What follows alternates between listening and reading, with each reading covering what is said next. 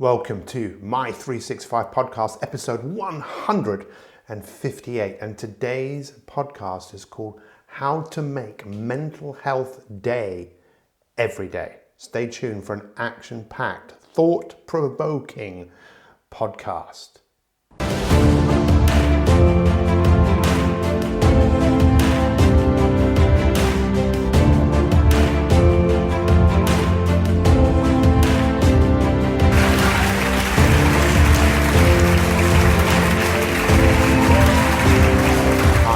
Pete Cohen here, and welcome to episode 158 of the My 365 podcast series. Today's podcast is called How to Make World Mental Health Day Every Day. This subject has been getting a lot of press in the news recently, but before we get stuck in, I have to say a couple of things, if that's all right. It's actually 3:27 in the morning, and I've already been up for an hour. And I'm going to speak a bit quiet. I don't want to wake anyone. No, it's actually fine. No one can hear me apart from myself. And this is where it all starts to get really interesting. Mental health, or as I like to call it, mental well-being, is a massive issue around the world right now. And I'd be really interested and curious to get this debate going, because I firmly believe that with social media, there's so much that we can actually do. You're listening to this podcast through the medium of social media. Chances are you might be watching this on YouTube or listening to it on our webpage or Spotify or iTunes. I really don't know. But if you are listening to this, I just want to take a moment to thank you. And I also want you to take a moment to think about what mental health really is all about. We know that it's a big issue. We know, for example, in 2012, 800,000 people took their own lives. And we also know that there are more people suffering in the world with depression and worry and anxiety. And I'm sure maybe in your life, you have struggled with some of those emotions, and you've struggled to find peace in your life and peace in your mind. And I want to share with you some of the thoughts and feelings and opinions that I have about that. But I'd love to know this from you, because I do believe that we can learn, and I do believe that there are tools and techniques that we can all use to help being in this body and in this mind, not mine, I mean in your own, a better place to live. I mentioned this actually not long ago on a previous podcast, that my coach, I had a coach for 16 years of my life, and he helped me pretty much with every aspect of my life, with my health, with my family and friends, my relationships and my work. And I made massive, significant changes in my life. And it wasn't always easy working with him, not because he lived in Dallas, Texas, but it was also just a bit challenging because when I was with him, I had to go inside. I had to look inside. And what I want to propose to you is that World Mental Health Day, or World Mental Wellbeing Day, should be every single day that we should be able to go inside and, as corny as it sounds, love the body that we're in. See, we are definitely living in a world that is wanting to capture our attention. Why would that be? Why do we live in a world that would want to capture our attention? Well, it's pretty obvious, right? People want to capture our attention, so we end up doing things and buying things that often we don't need. It's really fascinating. I mean, even my mind there, just a thought came into my head that maybe there's also, conspiracy is maybe too strong a word, right? But that we would also become unwell and sick to the point where we have to take medicine that companies make money from. I mean, we live in a world that is dependent on all of us buying things that we don't need. And if I look around right here, right now, I can look at all the things I have and think, do I actually need all of the things that I have? No. But I live in a world that wants me to literally look at things and go, oh, I'd like that. Or advertisers that give us certain messages that would make us think, for example, with Pringles, once you pop, you know what happens, right? You can't stop. So we're living in a world that's wanting us to be attracted to things and wants us, in many cases, to feel that we're not quite right the way that we are, and we need certain things to make us happy.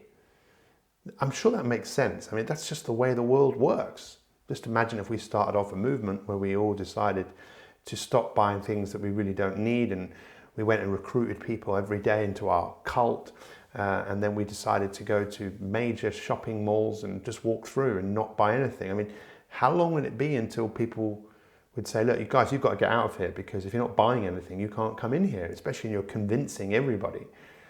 See, when we change our perspective on things, and my goal here is to give you a different perspective of mental health, and also give you an idea of what mental well-being, great mental well-being kind of looks like, and what it is that we have to do. I mean, my role as a coach, and having started coaching people professionally since the age of 19, which was, believe it or not, 1989, you see the same pressures, I think, are still there, that are here now, but those pressures just seem to be more intense.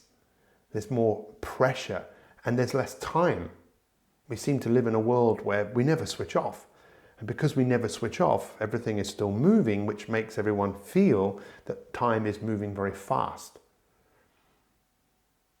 So I think there's many reasons why we struggle with our mental health. One is, definitely, we live in a world that basically says, look, I'm sorry, you're not good enough, and you're constantly being reminded that you're not good enough by images. And even now, I love Facebook, but even on Facebook Messenger, it's trying to, you see things come up trying to sell you things. On Instagram, there's all these messages, plus the messages which other people are putting out there that are trying to convince you that maybe there is this wonderful, perfect life, of maybe having a six-pack and a beautiful sports car, and that's what life is, and it's a dream, and you'll probably never achieve it, and you'll probably feel that you're just not quite good enough, rather than being able to look at yourself and say, you know what, I'm great just the way I am.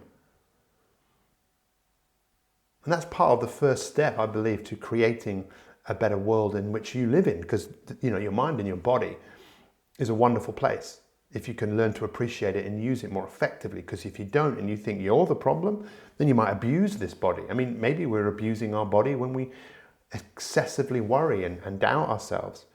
We know that be the case. We know that stress seriously causes harm to our body. It causes inflammation.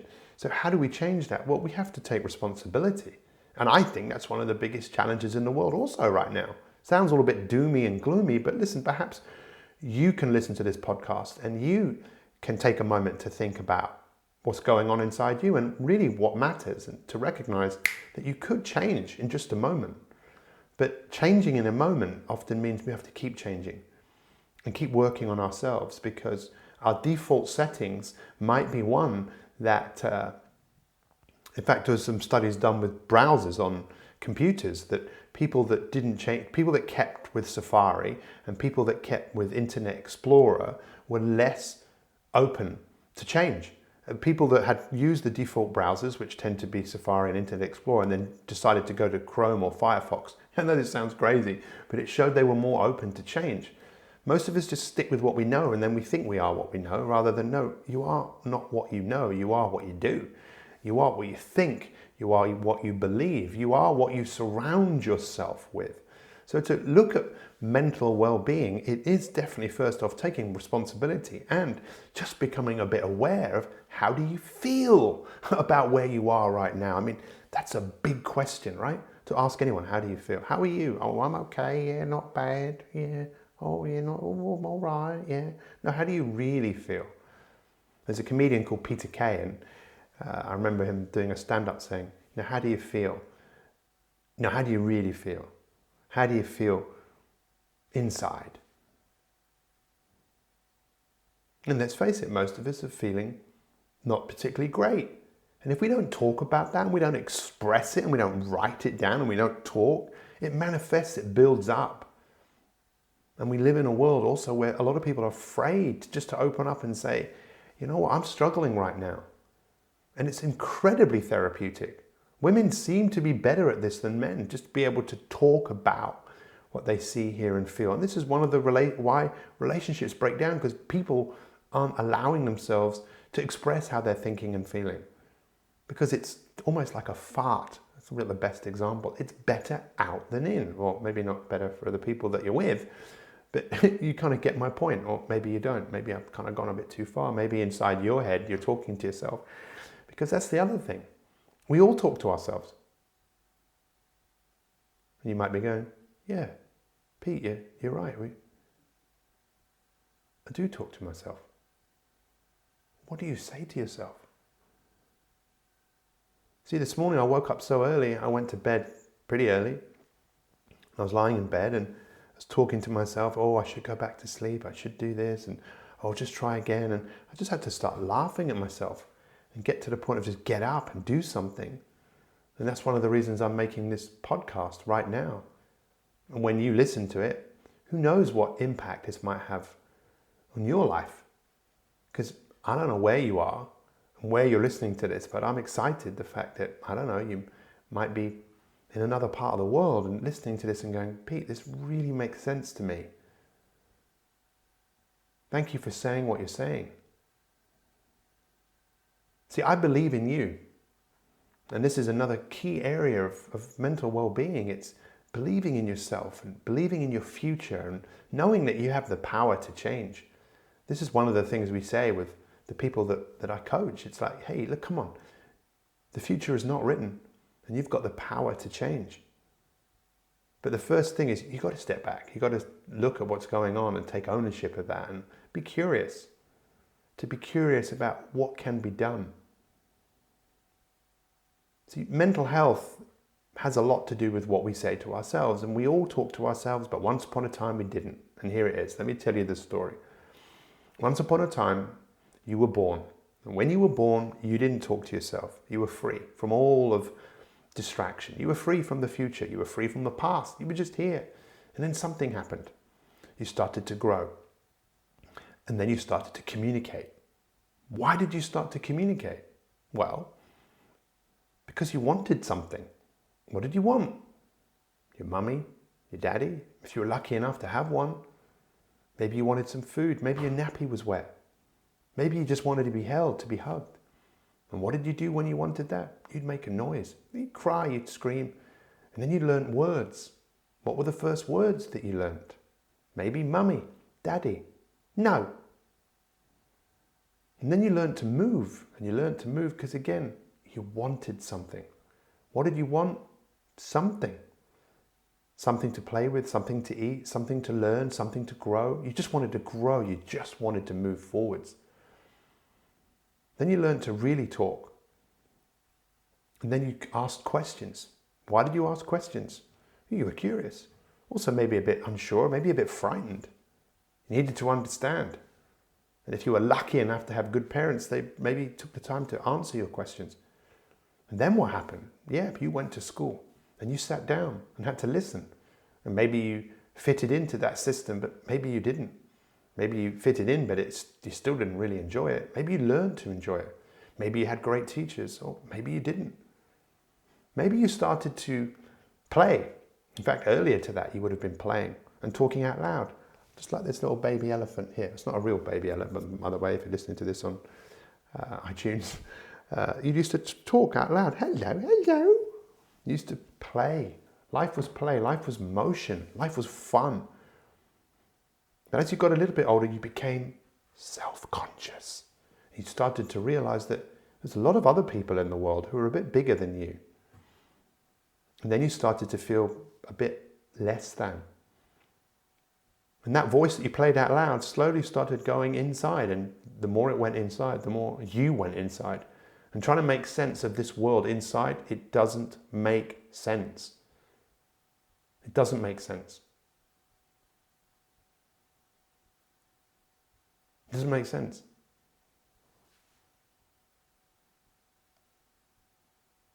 If you're telling me that the world makes sense, there's a lot of things that do make sense.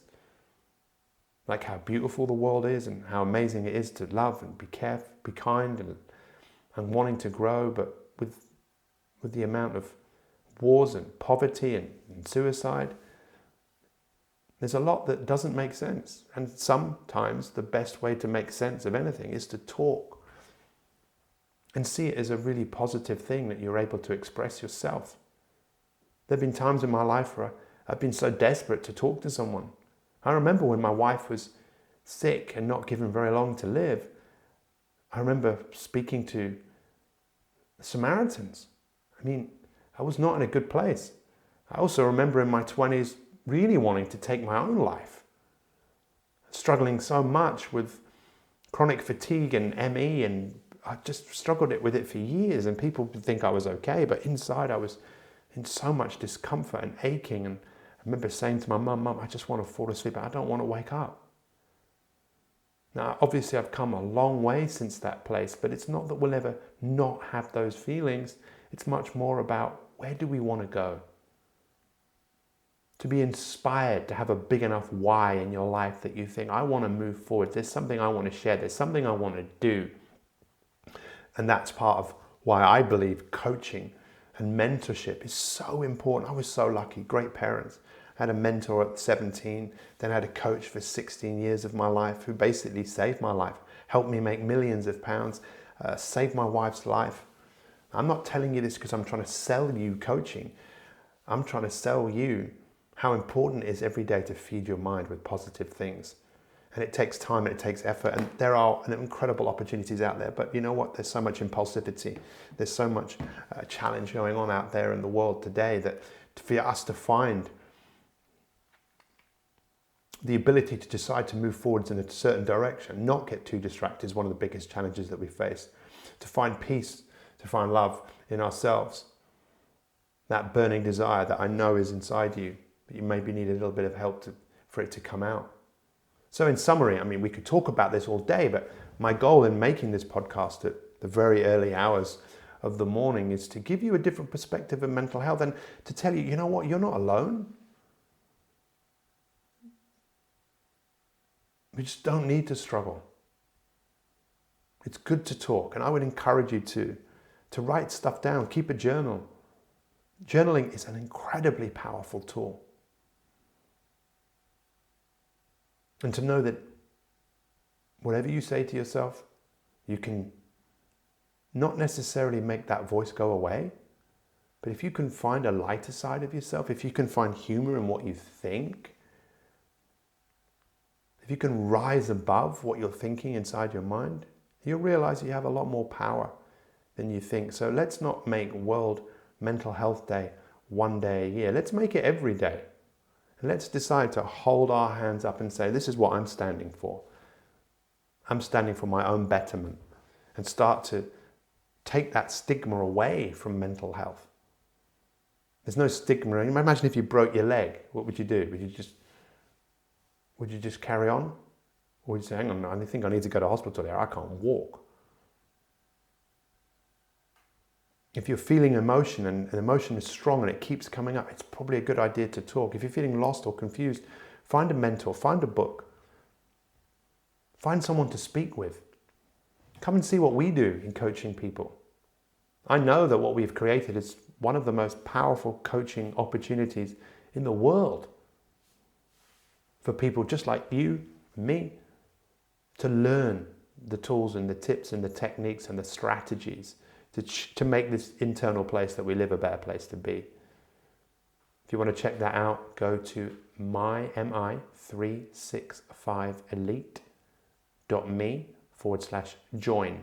That's mi365elite.me/join, and just go and see some of the things that we're doing with people. But whatever you choose to do, there's nothing more powerful than putting a smile on your face and going, I can do this. I can do this. And it's the little things that we do every single day that over time end up making a huge difference. So let's make mental health or mental well-being day every single day, and let's give our greatest self to the world. Thank you so much for taking the time to listen to this podcast, and we'll see you next time. All the best. Much love.